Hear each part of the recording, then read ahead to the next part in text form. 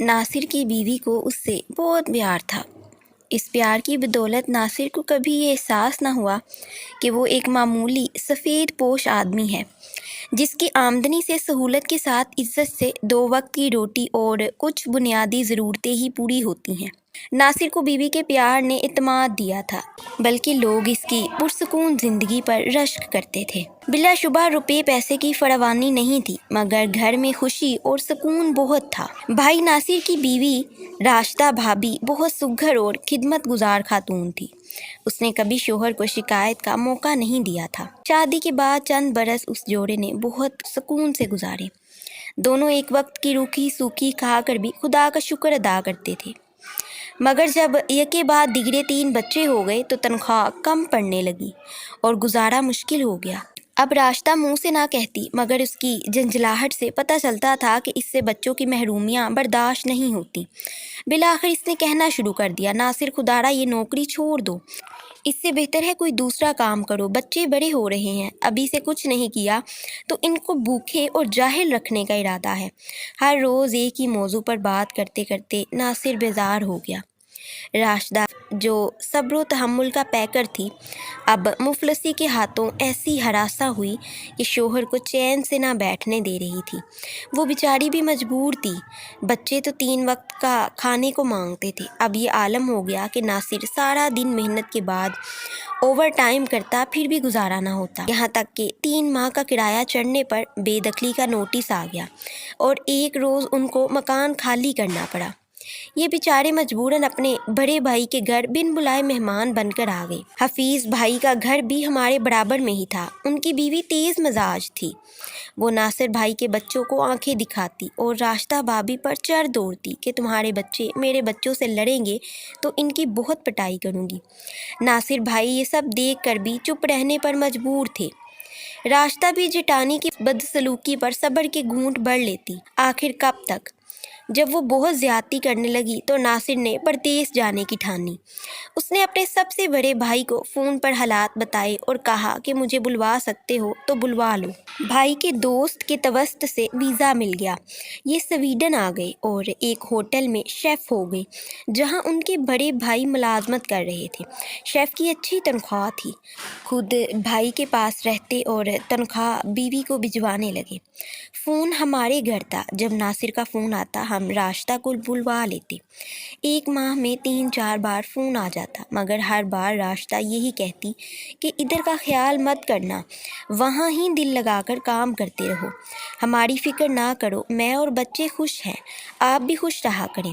جب ناصر یہ الفاظ بیوی کے منہ سے سننا چاہتا تھا، میرے جیون ساتھی تمہاری جدائی ہم کو برداشت نہیں ہے، آپ کے بغیر وقت نہیں کٹتا، بچے بھی یاد کرتے ہیں۔ ایسے الفاظ راشدہ نے ایک بار بھی نہ کہے، ہر بار بس آمدنی اور کمائی کی باتیں کی۔ ناصر جب بھی راشدہ کو خط لکھنا چاہتا، اپنی تنہائی کے بارے میں بتانا چاہتا، وہ یہی سوچ کر خط پھاڑ دیتا کہ ان کو میری ضرورت نہیں ہے، وہ میرے بغیر خوش ہیں، اور پھر یہی کہ راشدہ دوبارہ یہی تسلی دے گی کہ وہیں پر دل لگاؤ، ہم یہاں پر خوش ہیں، اور آخر وہ یہ سب کچھ اس کے بچوں کے لیے ہی تو کر رہی تھی۔ اس نے بیوی کو فون کیا، اگر تم سویڈن میرے پاس بچوں سمیت آنا چاہو تو میں ویزے کی کوشش کروں یا پھر تمہارے لیے اپنے ساتھ رہنے کی سہولت کی درخواست دوں۔ تو راشدہ کہنے لگی، یہ کیا کہہ رہے ہو، ہم یہاں ٹھیک ہیں، انگریزوں کے ملک میں رہائش لے کر کیا کریں گے، جبکہ یہاں بچے سکون سے پڑھ رہے ہیں،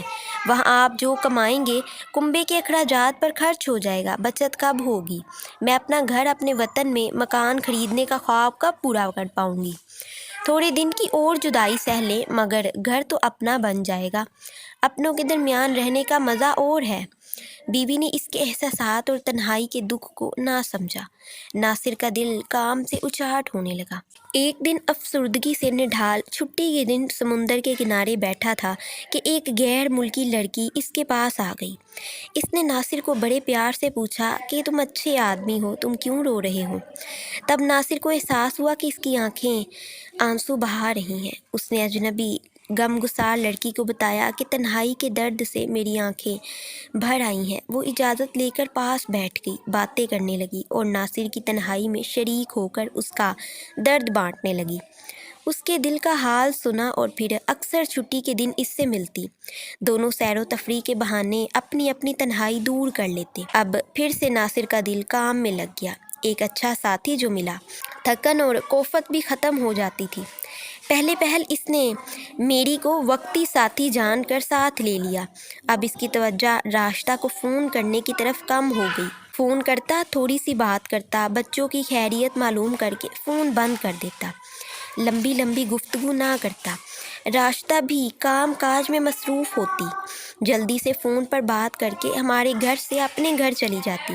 وہ سوچتی تھی ابھی شوہر آنے کی جلدی نہ کرے، زیادہ سے زیادہ کما لے، یہی موقع ہے، بعد میں آرام کے ساتھ سکون کی زندگی بسر کریں گے۔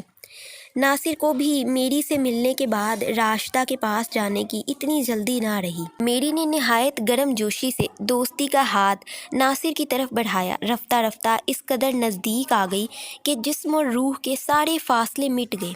ناصر کا افسردہ دل ایک نئی خوشی سے آشنا ہو گیا اور اس نے اس مقامی لڑکی کی طرف سے شادی کی پیشکش کو قبول کر لیا۔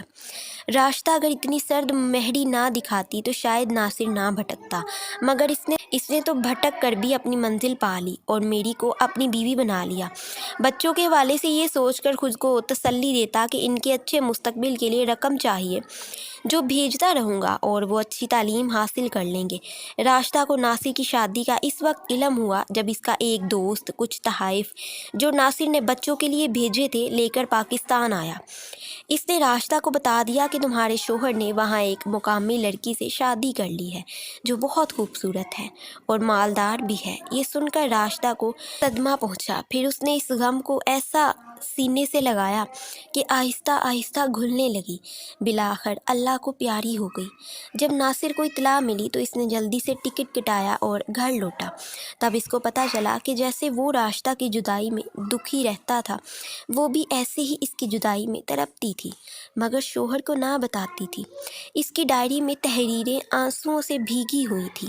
ناصر کی جدائی نے اسے بھی دیمک کی طرح چاٹ ڈالا تھا، مگر بچوں کے مستقبل کی خاطر وہ یہ دکھ اکیلے ہی سہتی رہی، کسی سے اظہار نہ کیا۔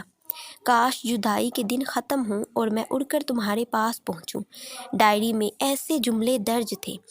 ناصر سوچتا رہ گیا کہ اگر راشدہ یہ سب کچھ جو میرے لیے ڈائری میں لکھتی تھی مجھے لکھ کر بھیج دیا ہوتا تو میں میری سے کبھی شادی نہ کرتا۔ انسان کبھی کبھی ایک دوسرے سے سچی محبت کرتے ہوئے بھی ایک دوسرے کو سمجھ نہیں پاتے، اور یہ ایک بہت بڑا دکھ ہے۔